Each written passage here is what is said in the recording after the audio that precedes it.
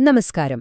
വളരെ സങ്കീർണമായ ചില വിഷയങ്ങൾ അതിന്റെ ഉറവിടങ്ങളെ ആധാരമാക്കി ലളിതമായി അവതരിപ്പിക്കുകയാണല്ലോ നമ്മളിവിടെ. അപ്പോ ഇന്നത്തെ വിഷയത്തിലേക്ക് കടക്കാം. അപ്പൊ നമുക്ക് നേരെ വിഷയത്തിലേക്ക് കടക്കാം അല്ലേ? ഇന്ന് നമ്മൾ നോക്കാൻ പോകുന്ന സ്രോതസ്സുകൾ പ്രകാരം ചരിത്രത്തിന്റെ ഗതി തന്നെ മാറ്റിയൊരു ചോദ്യത്തിൽ നിന്നാണ് നമ്മൾ തുടങ്ങുന്നത്. അപ്പോ ഈ ചോദ്യത്തിന്റെ പ്രാധാന്യം ശരിക്കും മനസ്സിലാക്കാൻ നമ്മൾ ഈ വിഷയം ഒരു 5 ഭാഗങ്ങളായിട്ടാണ് നോക്കാൻ പോകുന്നത്.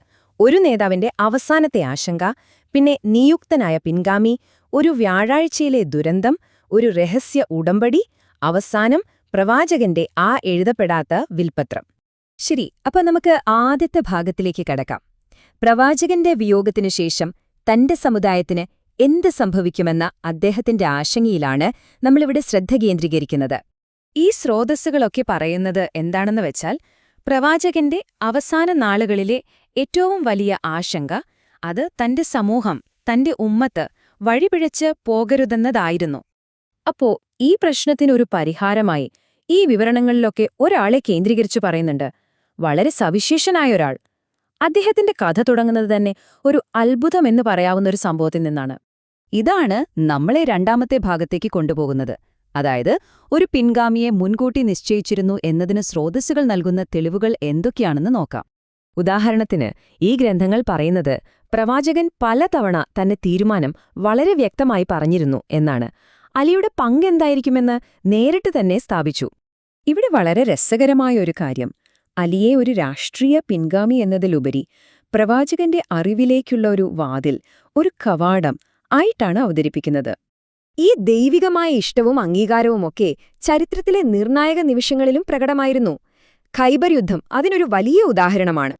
പിന്നീട് അവസാനത്തെ ഹജ്ജ് കഴിഞ്ഞ സമയത്ത് ഗദീർഖും എന്ന സ്ഥലത്തുവെച്ച് ഒരു പൊതുപ്രഖ്യാപനം തന്നെ നടത്തിയതായി ഈ സ്രോതസ്സുകൾ പറയുന്നു.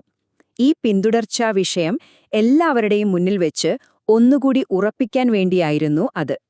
അപ്പൊ സ്വാഭാവികമായും ഒരു ചോദ്യം വരുമല്ലേ, പിന്തുടർച്ചയുടെ കാര്യം ഇത്രയും വ്യക്തമായിരുന്നെങ്കിൽ പിന്നെന്താണ് സംഭവിച്ചത്?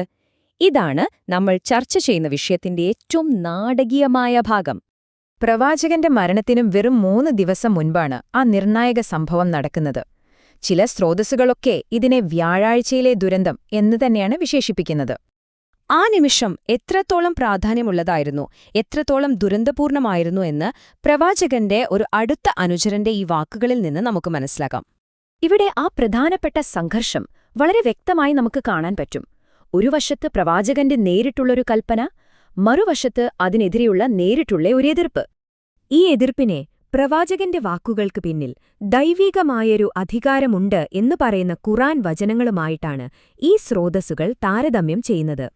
അപ്പോ ആ വിൽപത്രം എഴുതാൻ കഴിയാതെ പോയതിന് തൊട്ട് പിന്നാലെ ചില പ്രത്യാഘാതങ്ങളുണ്ടായി. അതാണ് നമ്മൾ അടുത്തതായി നോക്കാൻ പോകുന്നത്. ഹദീസ് സ്രോതസ്സുകൾ പറയുന്നതനുസരിച്ച് ഒരു വശത്ത് ഇമാം അലിയും പ്രവാചകന്റെ കുടുംബവും മരണാനന്തര ചടങ്ങുകളുമായി തിരക്കിലായിരുന്നപ്പോൾ, മറുവശത്ത് മറ്റൊരിടത്ത് രാഷ്ട്രീയമായി ചില നീക്കങ്ങൾ നടക്കുന്നുണ്ടായിരുന്നു. അങ്ങനെ ആ ഒത്തുചേരൽ സമുദായത്തിന്റെ നേതൃത്വം ആര് ഏറ്റെടുക്കണമെന്ന കാര്യത്തിൽ ഒരു തീരുമാനത്തിലേക്ക് എത്തുകയാണ്. ഒരു സ്രോതസ്സിൽ വളരെ നാടകീയമായ ഒരു വിവരണം തന്നെയുണ്ട്. അതായത്, പള്ളിയിലെ പ്രസംഗപീഠത്തിൽ വെച്ച് പുതിയ നേതാവിന് ആദ്യമായി കൂർ പ്രഖ്യാപിച്ചത് അല്ലെങ്കിൽ ബയ്യത്ത് ചെയ്തത് വേഷം മാറി വന്ന സാത്താനായ ഇബ്ലീസായിരുന്നു എന്നാണ് ആ സ്രോതസ്സു പറയുന്നത്. അപ്പോ ഏറ്റവും പ്രധാനപ്പെട്ട ചോദ്യം ഇതാണ്, എഴുതാൻ സാധിക്കാതെ പോയ ആ രേഖയിൽ യഥാർത്ഥത്തിൽ എന്തായിരുന്നു? നമ്മുടെ അവസാന ഭാഗത്ത് അതിലെന്തായിരുന്നു എന്ന് സ്രോതസ്സുകൾ അവകാശപ്പെടുന്നത് നമുക്ക് നോക്കാം.